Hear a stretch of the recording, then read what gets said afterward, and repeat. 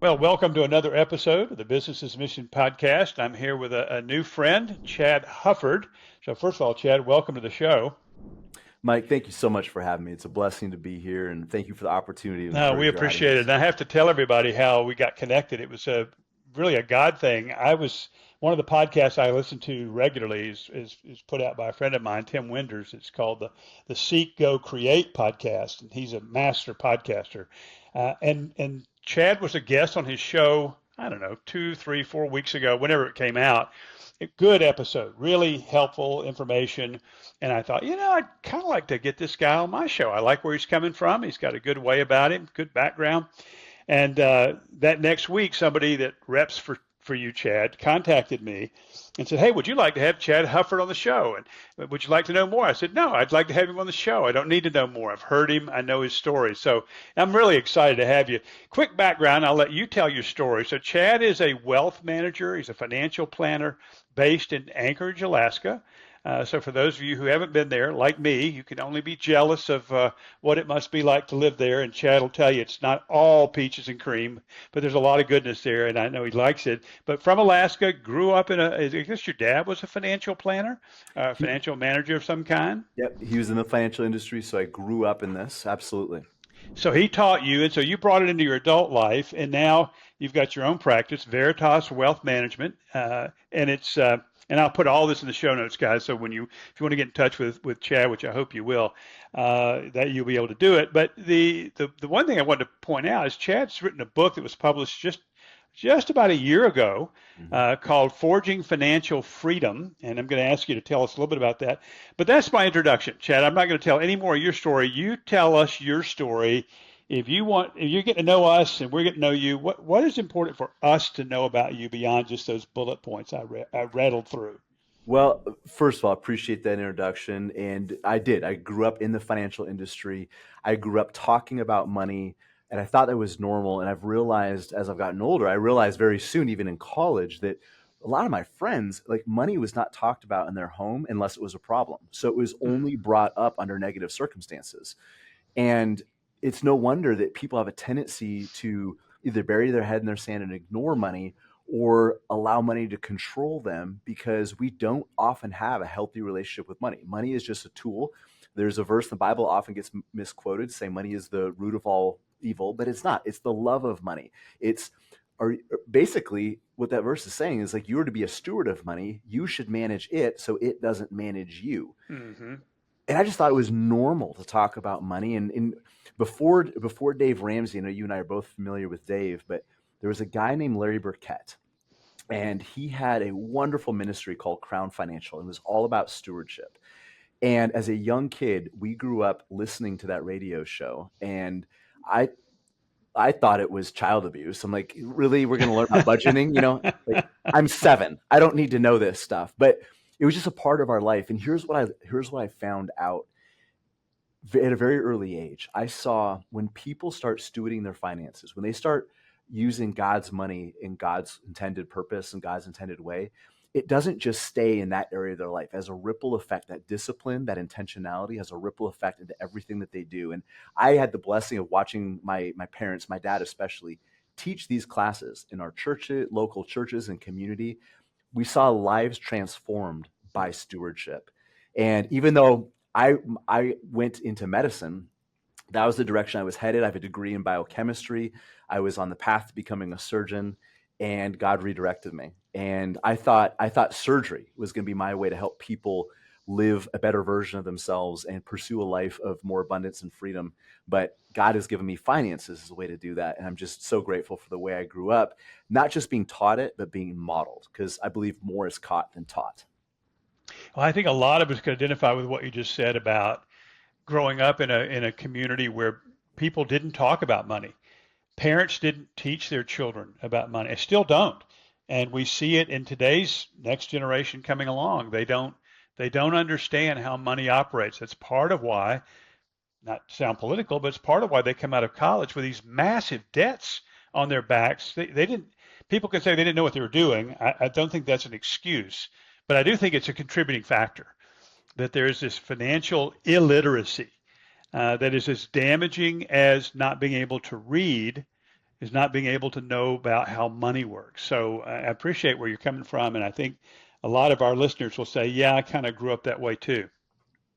Well, and to your point, it usually isn't talked about, and when it was talked about under stress. Maybe mom and dad were fighting. Who knows? Mm. Maybe you watched money cause a divorce or was a contributing factor to your parents splitting up. So it's easy to see money as maybe a necessary evil or a bad thing because you saw it only being brought up under stressful, anxiety filled, anger filled circumstances. And the tendency is then to ignore it. Like, I don't want to deal with it. And your financial health, just like your physical health, the only thing necessary for that to deteriorate is negligence. All you have to do is ignore it and it will get worse. I mean, nothing in this life gets better by accident. And you may not have the background with money, you may not be interested, but it is a part of your life, whether you want to be or not. I believe, Mike, that each of us are called to be stewards. We don't get a choice of whether we're a steward or not. The only choice we get is whether we're a faithful one. Exactly right. We are a steward. The fact that everything we have belongs to God, we're managing it. The question is, as you put it, are we managing it well Mhm. or not? And I think a lot of us would have to sort of hang our heads and say, not so well. I know many years ago I read a book called The Millionaire Next Door, and I know you've recommended that to people as well. And one of the things I remember about that book, well, a lot I remember about it, but one of the things I remember about it was the practice of these unknown millionaires, these people that literally live next door to you in the same house they've lived in for 50 years. They drive an old car. You would never know. But one of the things that they have in common is that they regularly, in a disciplined way, spend time looking at their finances, managing their finances, planning their finances. Can you talk to that a little bit? Because I know you teach that. I mean, you are a wealth manager. You don't just do it for people, you teach them how to do it for themselves also.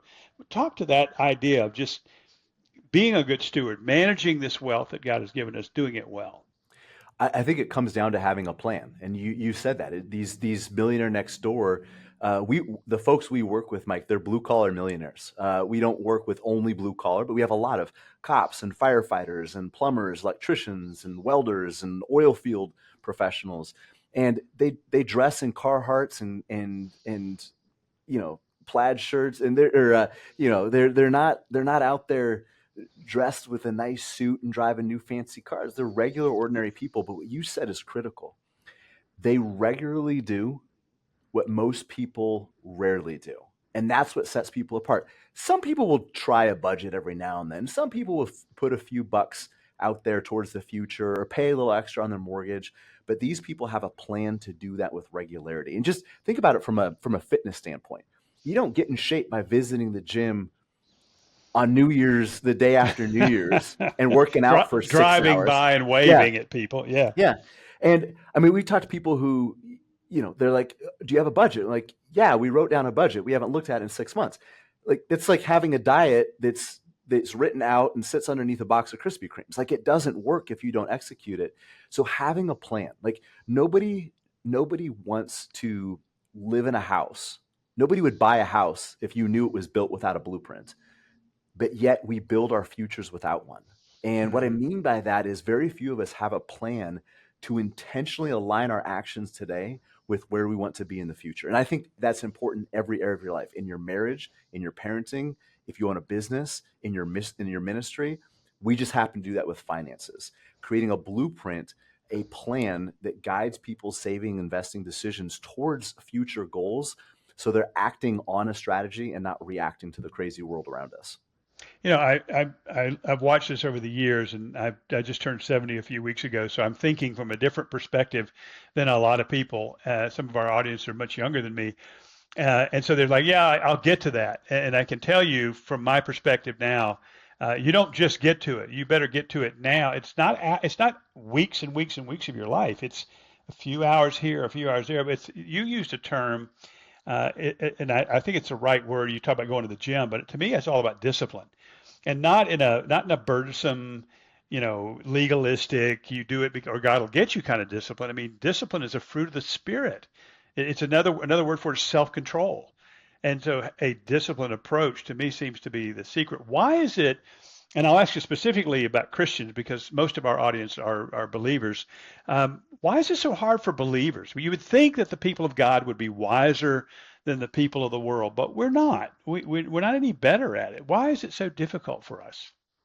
Because we're fighting against human nature. I mean, Paul wrote about that a lot. Fighting against the flesh. The things I want to do, I don't do. The things I want not to do, I Mm, do.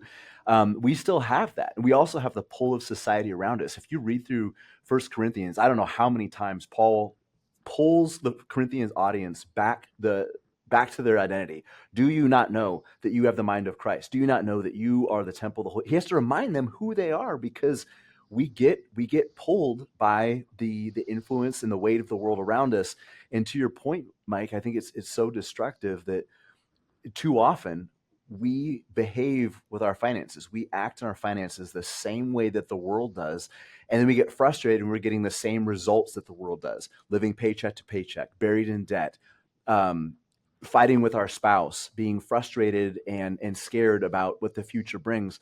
But if we're doing the same things everybody else around us is doing, we have to be willing to accept the same results. So, I mean, one of the chapters in my book is Dare to be Different. It's mm, having the courage to go against the grain, to again, I mean, in Alaska, so we use a salmon term, but you swim upstream, you swim against the current, which is hard to do. And it isn't super complex necessarily. I mean, there are complexities to the financial industry, but it's not as complex as my industry makes it out to be. But simple often is not easy. And it's having the discipline, to use that wonderful word, you displaying discipline, exercising discipline under pressure, discipline amidst distraction, to stay on that path, mhm. slowly plodding along, because it goes against our society, it goes against human nature, and it sometimes even goes against, or oftentimes even goes against our emotions, because our emotions are calling us to do what's comfortable today. And like you said, discipline, it doesn't mean punishment. It means correction. It means training.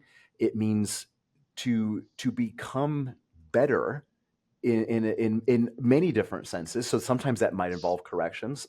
Sometimes it might involve punishment, but it means being intentional. It means having some perseverance. You said self control, and living a life that serves the future version of us, and not Hmm. stealing from that person. That's a great. I've been reading a book recently called "Die with Zero."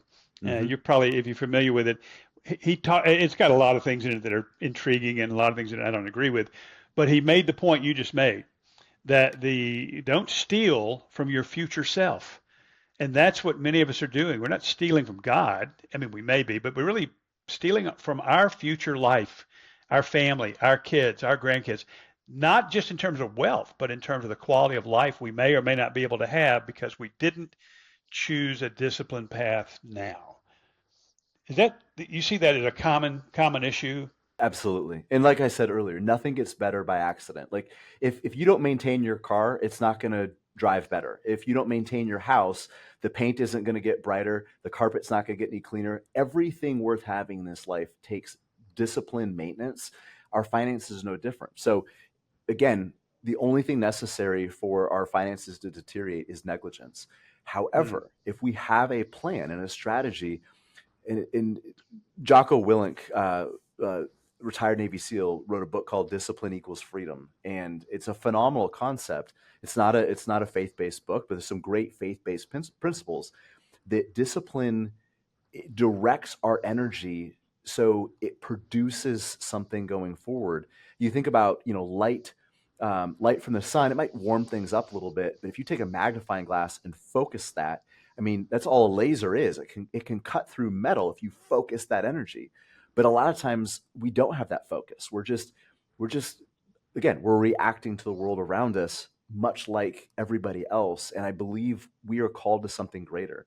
And stewardship means that we are pursuing Christ, pursuing a a better relationship with what we've been given, so we can serve others around us and ultimately honor God. But it doesn't happen by mm, accident. You have to have a pathway or a blueprint, something to guide you along the way. The other big part is accountability. And whether that is someone like myself or someone that cares enough about you to have those hard conversations that say, hey, Here's what your plan was. Here's what you said you wanted to be in the future. Are your current actions aligning with that? Because, like you said, we're not stealing from God. We're not stealing from others. Ultimately, we're stealing from ourselves if we aren't being good stewards. Yes, others might suffer. Yes, God will be disappointed, but ultimately, we're the ones that are hurting the most. I mean, God doesn't need your money. He's not up there like, oh, well, Mike and Chad didn't tithe this month, so we're gonna have to cut the budget. Like, God Yeah. wins. Yeah. But Always. God wins, but He invites us into that victory, and I think generosity is a big part of that. And if your finances are a mess, you don't get to participate in generosity. If you can't pay your own bills, how are you going to pay Mm-hmm. somebody else's? Exactly. So you began to go somewhere a minute ago talking about accountability, and there was a question in my mind. So, and the setup is this: about I don't know, 30 years ago, I'd been managing my own money from A to Z, and I had read Larry Burkett, and I had begun to, dabble with a little. Ramsey was just coming along, but I read a lot of this Christian writers on money management, and it was all helpful. But I made a decision finally, and investing was what led me to. It sort of was the straw that broke the camel's back. It was too much for me to handle, to think about all the time. So I made the decision to hire a financial manager, not just a financial advisor, but actually a financial manager, a wealth manager. And I will tell you, Chad, it's one of the best decisions I ever made. And now he died about 10 years ago, but his apprentice is still, managing, not managing per se, but taking care of my things for me and keeping me accountable. That's been the great thing. When does it, when do you when does put it this way, when does somebody call you? I know for me, I was probably in my late 30s when I made the call. Should have made the call probably in my early 30s. But how does somebody know? Hey, pick up the phone and call Chad Hufford. I need to talk to somebody. I need some guidance. I'm not gonna, I'm not wealthy enough to turn everything over to some guy and say, hey, just mail me a check. But when does somebody know to do that? What do you tell people? When should they call you? There's a Chinese proverb that says the best time to plant a tree is 20 years ago. That the next best time is today. And it's one of those things where, there's a lot of people that live in regret. They live in coulda, woulda, shouldas. But you have the rest. I don't care if you're 22 or 72 or 82, you still have however many breaths God gives you going forward. And I think whether it's me or somebody else, but having a partner in this, because your finance is too important. It's too important part of your life to Mm, just give it up to chance, to do it like the rest of the world. And it's for most people, it's too difficult to do it alone. And we feel like we can't talk to anybody about it. I had a physician in here yesterday, and he kind of was just venting for part of our meeting. And he texted me later and said that was so beneficial.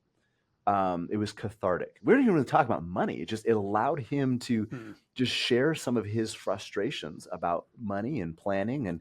But he's like, I can't talk to my colleagues about this. Like, nobody's going to feel any sympathy for a cardiologist frustrated with money. But yeah, it's like, I mean, more money does not solve money problems. So if you're frustrated with money, adding more to the mix is like giving somebody who might struggle with driving more horsepower. It just adds fuel to the fire.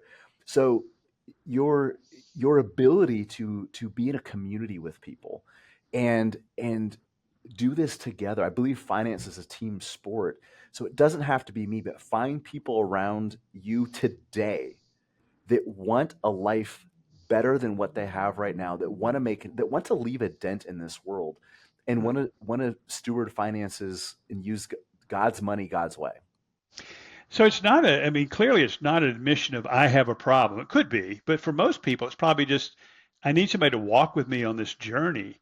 And I wonder if there's a stigma there. It's kind of like, men don't like to go to the doctor because they'll find out there's something wrong with them. The same thing, I don't want to talk to you because you're going to see problems with my finances. Well, okay. That's not that big. That's important. It's not a bad thing. Well, so think about like marriage counseling. Too many people wait until their marriage is on the brink before they get counseling.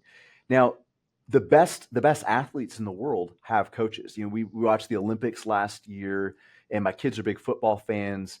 But you watch these guys; they have coaches that were never is that never could do on the field what these guys can do, but still have wisdom. They still have insight. So, I mean, you might be super wealthy. That doesn't mean that you're not above coaching. You can go from Hmm. good to great and from great to excellence, or you might be somebody who's like, man, I'm drowning right now. I'm drowning in a financial mess. I need help. It doesn't matter. Everybody can improve in their stewardship for finances. And so many financial professionals focus on the tool. They focus on the money or the investment itself.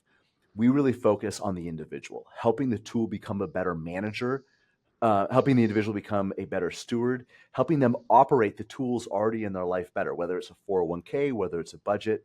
But we can't keep providing new tools, just like that car analogy. Like, oh, you wrecked that car, I'll just buy you another one. We're going through that with our daughter right now. She's 16, just learning how to drive. Like, she's got to learn to operate the vehicle better. Replacing her car every now and then isn't helping. So Yeah. that's the mindset. And we've got to be okay with I might be an awesome driver, but you know what? NASCAR drivers still have coaches. They still Hmm. have people pushing them to get better. And I have coaches. I have mentors that stretch me. I mean, we mentioned Dave Ramsey. His team stretches me and holds me accountable because I can always do a better job. Even though this is my profession, this is what I've been doing for almost 20 years, I can still get better. Going to clarify a couple of points because I do want our listeners to understand. You do work in the network of Dave Ramsey's trusted advisors, but you don't work for Dave Ramsey. You are your own independent wealth manager. Veritas is stands on its own. So, and I say that for two reasons. One, there are people that, believe it or not, don't like Dave Ramsey, and I don't want you to think, oh, this guy. No, I don't want that. But the truth is, I mean, you're accountable. You're a professional, but you're accountable to these guys, and that's the value they bring you. Why wouldn't the rest of us want something like that? Yeah. If Michael Jordan had a coach, I probably need a coach too, you know? So, I mean, it takes a little bit of, actually not a little, it takes a lot of humility. In fact, Morgan Housel, who's a tremendous author, again, not faith-based, but he has a lot of wisdom. One of the things he says is one of the number one things to building wealth is keeping your ego lower than your income. And I like and that. that's a different way of saying living beneath your means. And that seems so simple, but nobody does it. Humility is a very, very important part of building financial independence and using your money not to just bless you, but bless other people around you, Mm. which is really fundamentally, I think, what our blessings were designed to do. Um, Real quick, in Leviticus 19, everybody's favorite book of the Bible, Leviticus, there's actually really good stuff in there. Leviticus 19, it talks about planting your fields to the to maximize what it can produce, but to leave the margins, leave the edges of your Yeah. field for those around you. It's literally living when it is living with margin, which so few people do. It takes humility to do that because keeping up with the Joneses used to be the people on our street. Now it's anybody in the world you can compare your life to, and to drive an old car because you're trying to pay down your debt, or to live in a smaller house because you want to get that paid off before 50 or whatever the goal is. Like, you have to swallow your pride a little bit and to admit, hey, I don't know, I'm going to get some help in this. Like I said, with the marriage thing, there is a um, way of looking at that, where it's like, yeah, like my marriage isn't in bad enough shape to get counseling. Well, think about it like coaching then. Don't think about like I'm going off the rails, I need to get back on. Think of like, okay, you might be in really good shape, but could you be coached to be better? Do it for your marriage and do it for your finances. Shoot, do it for your health too. But in Yeah. any area, we have to have the humility to say, you know what? There's things about this that I don't know. I would like to get better because this area of my life is so important. I don't want to neglect it. Yeah, that's so powerful. So, talk a little bit about the book, and I'm setting up, but obviously, not everybody can get to Alaska in order to spend time with you. The good news is, for those of you who don't know this, Chad's business is, all over the country. He's not limited geographically. I don't know what the licenses say, but you know all about that. But he's not just a bunch of Alaskan guys, in flannel shirts and blue jeans. He is that, but you could be anywhere just about and avail yourself. But you also wrote a book, so clearly you've got a passion to get some of this wisdom out for people. So tell us about the book. The title of it, by the way, I just mentioned earlier, but say it again, Forging Financial Freedom. It is available. I was checking online earlier, obviously on Amazon. It's on a bunch of other online book sales. I'd imagine some of the old-fashioned kind of bookstores. Tell us why you wrote it, but really, what's the point? What are you trying to get across, and what's the summary of it? I want people to buy the book because I think that they'll benefit from it. But tell them enough to make them hungry. Well, a lot of people think that financial independence, building financial strength, and really wealth, meaningful, sustainable wealth, that it's unattainable for some people. Maybe you don't have the education, you don't have the background. Maybe you didn't learn this stuff growing up. Maybe you don't think you're intelligent enough. Maybe you don't think you earn enough money. I want to take those excuses away, because being a financial steward is more of a character thing than an education thing, than an intelligence thing. It's certainly more than a pedigree thing. I mean, I talk to executives and professionals who make seven figures and are living paycheck to paycheck in complete scarcity. And we've got truck drivers and mechanics who make $60,000-$70,000 a year and are multimillionaires. It's not about how much of a tool you're given, it's how well you utilize it that makes the Mm-hmm. difference. So there's a lot of books and podcasts out there that give you different steps to build financial independence. I wrote a book about the mindset, the relationship with your money, with finances, with your future, really, because all those steps take time. Now, some of those steps work better than others. I mean, we mentioned Dave Ramsey. I very much believe in his system, even if you don't like the personality. The principles, the principles It's come out of, still it works. and it's been working for about 3,000 years, because those Exactly. principles Comes right out of Scripture. That's comes right. out of Proverbs. Yeah. So it's not Dave's ideas, God's ideas. So they work, and there's other ones that work too. There's a lot of different pathways, but the pathway is long and it's arduous. It's difficult. And without the right mindset, very few people are going to stay on the pathway long enough to get the results. So I wrote a book dealing with some of the psychology and the emotions and the relationship that goes into all these things, because it's really hard to act right if you don't think right. It's interesting. One of the things that I've been working on now for about the last 35, 40 years is a theology of work, because it's the same problem. Mm. Christians don't think biblically about work. They view it as a necessary evil. They view it as the way they make a living so they can go do ministry elsewhere. They don't see it all integrated. The mindset is the same issue in the marketplace as it is in the financial market. So I love that that's where you went, and that alone is enough for me to get the book and read it, because I know the steps, I know the plans, and I'm with you, by the way. I'm a Dave Ramsey fan. His snowball program is a brilliant way for the people in debt to get out of debt. That's just one example, but to think rightly is how you keep from getting back in trouble. You learn how to think about business. You learn how to think about money. You learn how to think about all of this. That's how God changes us, right? Romans 12, the renewing of our mind. Not the memorizing of a principle, but the renewing of the way I think, changing me from the inside out. You just touched on so many things. So Romans 12:2 is what you're referencing. And it says to be transformed by the renewing of our mind, not conformed to the world. And that's why I wrote the book, because so many people are being conformed to the world's way of doing things. We need transformation in our mind to start acting differently. Otherwise, we're going to get the results that the world is getting, which is broke, paycheck to paycheck, buried in debt, anxiety, all the other things. But the other thing, and I could go on and on about this, so I'll just try to make this short and sweet, but you're right. We view work as something to be avoided. And I want people to be building financial independence so they can pursue what is most meaningful in their life, not so they can quit their job. Mm-hmm. Work is worship. And real quick, just in Colossians 3, it talks about doing your work heartily as unto the Lord, not as to men. That was written to slaves. He was actually referencing people in servitude who had no choice in the type of work that they were doing. And if a slave can worship God in their work, they have no control who they're working for, the type of work they're doing, then you and I, who actually get to choose our jobs, choose our employers, choose our careers, at least to some degree, oh my goodness, the opportunity we have to worship God in the way we work is boundless. And I mean, we could do a whole episode just on that.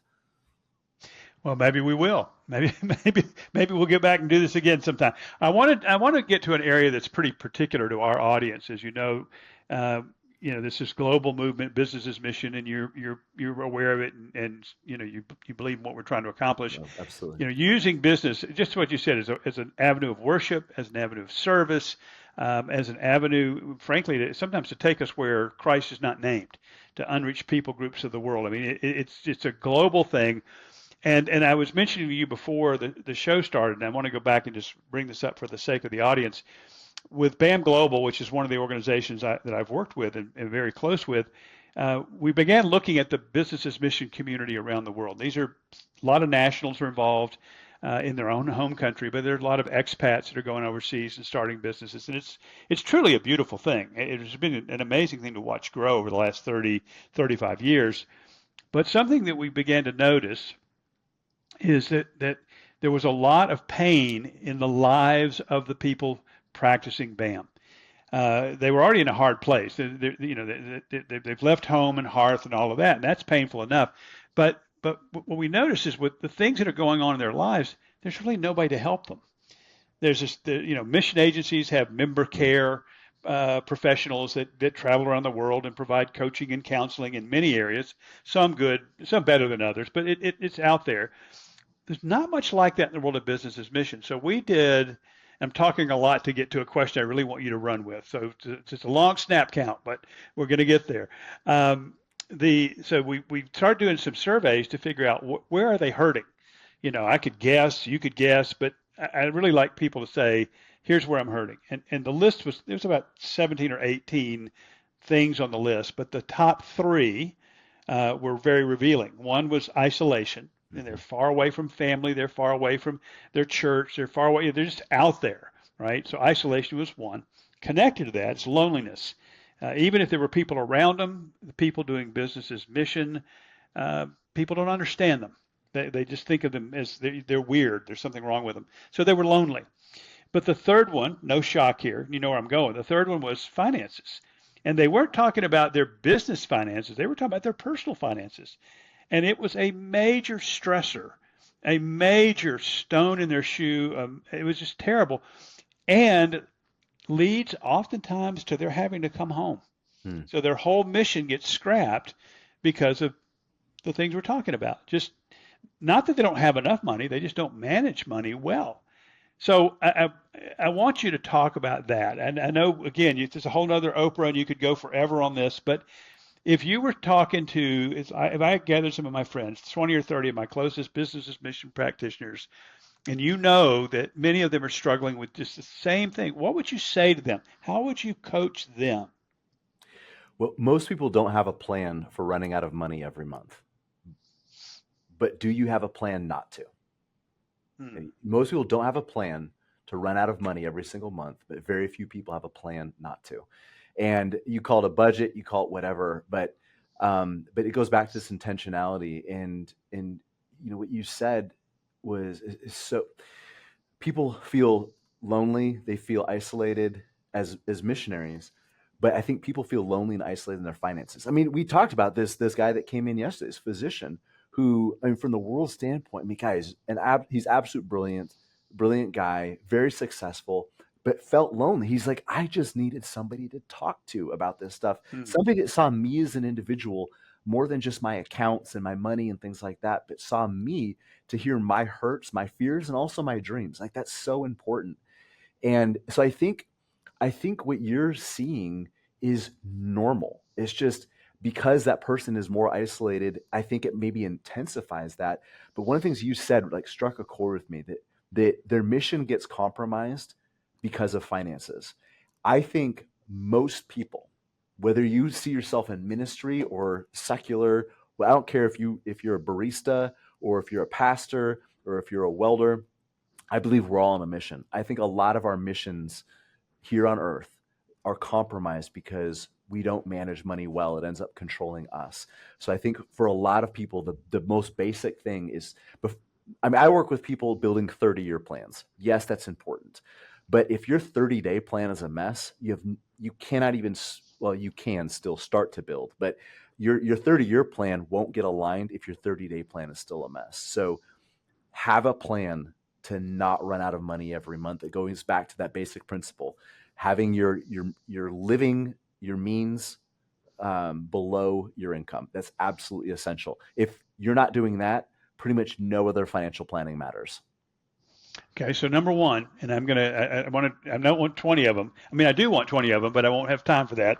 But number one is that, just have a plan. And I love the way you say it, to not run out of money. Just the first thing is just to end up with a little bit more than zero. I mean, that's a good first step. And a lot of people, for whatever reason, they don't do that. So let's assume, okay, they're beginning to work on that. And you said earlier, it's a mindset, it's a way of thinking, not just doing. What then? And again, I'm not looking for the steps as much as the counsel, the coaching. You're an athlete. I know you spend a lot of time in the gym. That's something that you also care a lot about. So you've got people showing you how to do your exercises correctly. What's next for the person out there that's struggling with this? So the first one is cleaning up where you are. The next step is clarifying where you want to be. And what that looks like is, Mike, if you never had to collect a paycheck ever again, what would you want your life to look like? Because again, this is not about retiring from your career. It's not about quitting work. It's about pursuing the next chapter in your life. So if you did not need to collect a paycheck, if you could live just off of your investments and your wealth, what would you want to be doing? What would wake you up in the morning? What would challenge you? What's God's calling on your heart? Because it can't just be 20 years of Saturdays. I don't believe any of us are called to decades or years and years of weekends. Vacations are great. That's fine. But that's not what retirement or financial independence should look like. So what do you want that life to look like? And it gives you a destination. It's, again, we talked about this idea of a blueprint. What do you want the house to look like when it's built? The house that you're going to live in, the life that you're going to live in. So, what are your hobbies? What's your involvement with your kids? Like all those different things. What do you want your life to look like? And then we start attaching some financial numbers to it. Now, from that standpoint, where you want to be in 5, 10, 15, 20 years, where you are today, now we can actually reverse engineer a course, taking that future you into today and start developing a plan so we can start chipping away at some of those things, getting your actions in alignment with the future version of you, and taking that blueprint and starting the construction project. What are the typical ingredients? I know that it's not, you just don't reach to the plan to the shelf and pull the book down and say page 3, page 4. But what are the typical ingredients of this type of planning? Because I think I get it, and I think a lot of our listeners, at least intellectually, get it that okay, I got to clean up where I am. I need to decide where I want to be, and then I got to start charting out a course to get there. That makes perfect sense. And these are business people, so they're not, many of them at least are not financially illiterate. But what are the components that go into that? And I ask you that as a guy who's done business planning and strategic planning for years, and I've kind of gotten it down to little bit of a template. It's not automatic, but it's kind of like if you answer these 5 or 6 questions and thoughtfully do it, you're going to have a decent plan, better than probably 80% of the plans that are out there. Are there ways, in your financial world to do the same thing? Yes. In fact, I'll send you a tool. I'll send you a link to a tool. It's called Find Your Number. And your audience can use it. We'll give you free access to it. But what a lot of people are missing is a date specific, dollar specific plan. And what ends up happening is most people don't save at all. For the people that do, they're more collecting investments rather than strategically building towards a desired outcome. There's a world of difference between somebody who is investing for something specific in the future and somebody who's just collecting investment products.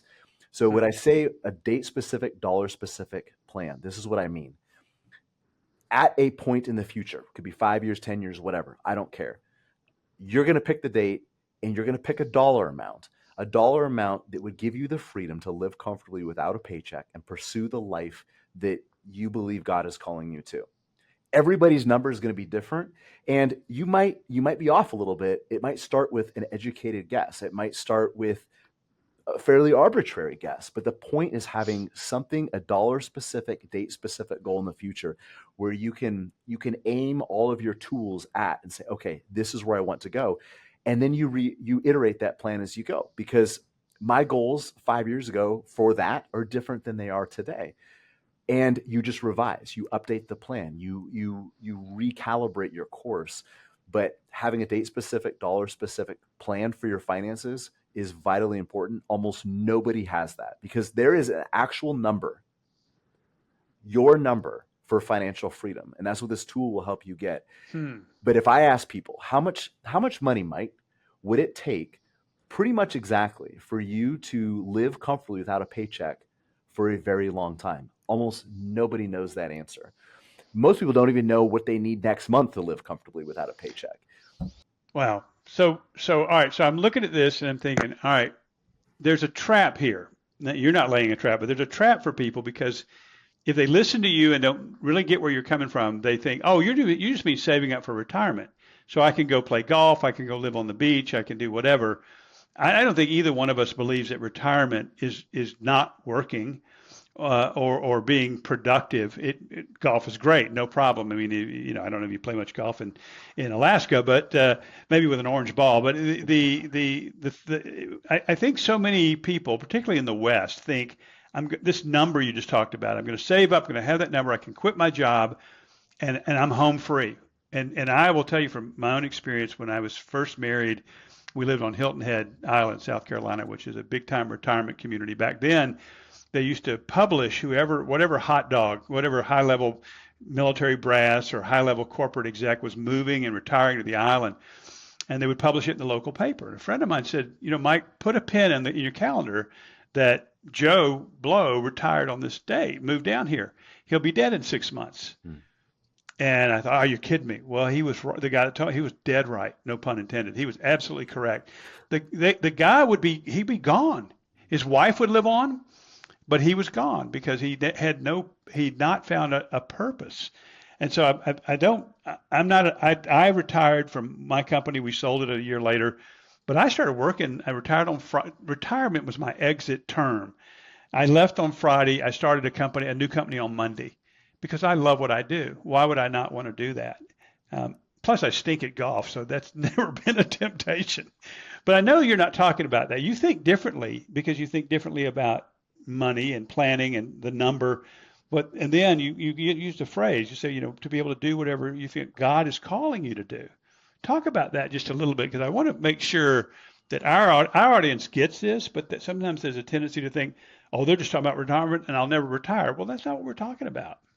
It's about having a job optional lifestyle where you no longer require your paycheck to maintain your lifestyle and to maintain or even create the lifestyle that you believe God is calling you to.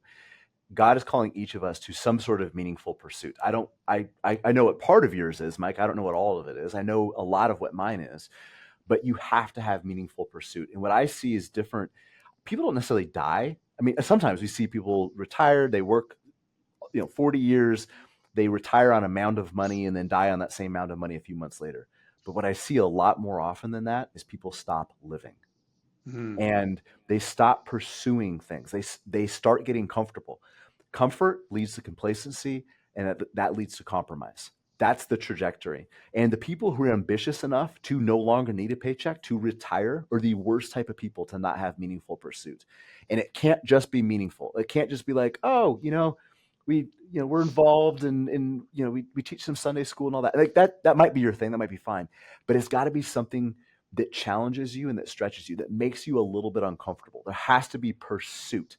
The word that Paul uses in Philippians 3, where he talks about, I have not been yet perfected, but yet I pursue, I push forward to lay a hold of that which God has already laid a hold of me. There's a perfection, there's a process.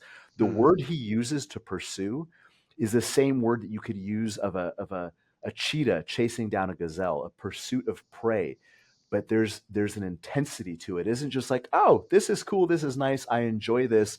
This fills up my heart and it gives me the warm fuzzies. No, it's got to be something we can pin our ears back and go after. And for everybody, it's going to be a little bit different. But retirement is not avoiding work. It's not quitting your career. It's taking your energy, your natural God gifting ability, and focusing on something that is incredibly meaningful and purposeful to you. I love that you said that, and that's exactly how I feel about it. I mean, I knew the reason I stepped away from my company, the Lord basically led me to do that, and I knew it was time sort of to go do something else, not to not do anything, to go do something else. And it's been incredibly. That's been 5 years, and I've Lord willing, another 15 or 20 years. But like my dad, I got a long time to go. And my dad, he retired. He was a classic guy. Retired at 65. Got the gold watch ceremony at a Friday night dinner.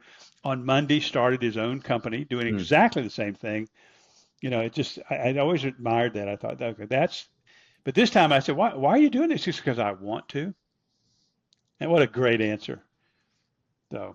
All Yeah. right, so we're gonna have to stop now. We're gonna run out of time. We're not running out of content. I can tell. We're for the audience, if they know me, that he says he's just getting wound up good, but I do have to be sensitive to your time. What's the last thing you would say to us again, to the audience of businesses mission folks? Maybe they're not struggling with money. Maybe it's not a pain point. Maybe they're not one of those ones we just talked about, um, but they are. They're still you're a financial coach. What would you say to anybody? You just walk up and you get to know me over a cup of coffee and you realize I'm not I'm not wretched and broken, but I still need wisdom. What would you say to me? I would say I love it because it's my best skill set is taking people who are already in a good financial position and creating excellence out of that. I actually struggle. I have team members that help with people who are buried in debt, and getting somebody from a 2 to a 5 is harder for me. Getting somebody from an 8 to a 10, that is really my sweet spot. And helping people come up with, okay, you're in a good financial position. God has made you comfortable. How can we leverage that to go from comfort to joy and to build comfort and joy in those around you? How can we take Hmm, what God has blessed you with and have it a ripple effect, not just in your life, but in the life of everybody around you, so you leave a dent in the world? beautiful. I love it. A very specific question. I said earlier, I know you service clients from all over the country. Are you taking on new clients, or can people contact you? Can they go to Veritas Wealth Management, your website? Can they approach you? I Yep. think many people will listen to this and go, "That's a guy I could talk to." Yeah, no, they can visit veritasalaska.com, and like Mike said, we're not isolated here in Alaska. We work with folks all over the United States, and you can find us on Instagram, veritas.alaska, and I'm on LinkedIn as well. Just search for Chad Hufford Veritas, and I'll pop right up. Fantastic. Chad, thanks so much for being with us. Like I said, I knew when I heard you interviewing and talking with Tim, a very close friend of mine, I said, I got to talk to this guy. And I'm glad I did. I'm really glad that your rep reached out and said, hey, you want to book him on your show? I was like, yes, I'm glad. I've loved having you on, and I hope you'll come back periodically and share more. Is there another book in your future? We'll see. I've got some ideas on that, but that first book was a toil. It stretched me a lot, and but all I can say is we'll see. We'll see. Okay. Well, I would just remind the audience, guys, it's called Forging Financial Freedom. Chad Hufford is the audience, is the author, and it is available pretty much everywhere. It's you've got a Kindle version, you've got obviously paperback and hardback. All of that's available. Amazon, uh, probably any other Barnes and Noble, any place you want to go to, you'll find it. I think you've heard enough from Chad that you could probably say, yeah, I'd like to read what this guy has to say, because you're not your typical financial guy. You're not. You didn't come at this telling me, you stink, you stink, you stink. Maybe you'll have moments like that, but I don't think that's your style. You're really going to take a person from wherever they are to wherever they need to be. And I love the availability to some folks around the world that are in the business mission movement who need a good financial coach. Maybe you, maybe somebody that you refer them to, but that's an area. The two main reasons that people come home from the mission field, and this is true for traditional missionaries, it's true for tent makers, and it's true for businesses mission practitioners. It's number one is their marriage, not money. Number one is their marriage, and the second one is money. And so we've got a chance to minister to folks and encourage folks and share some wisdom and walk the course with them. As I used to tell people, I'm not a good golfer, but I can tell you how to set up the shot. So let me walk the course with you. And that's what you do. It's like, okay, let's walk this course together. Chad, thanks so much for being with us. I know it's still early out that way, but it's also winter, so it's probably dark outside or getting there quickly. Thanks for being with us. I've really enjoyed getting to know you a little bit. No, it's been a blessing and an honor to be able to talk with you and encourage your audience. So thank you. Fantastic. I hope you'll come back.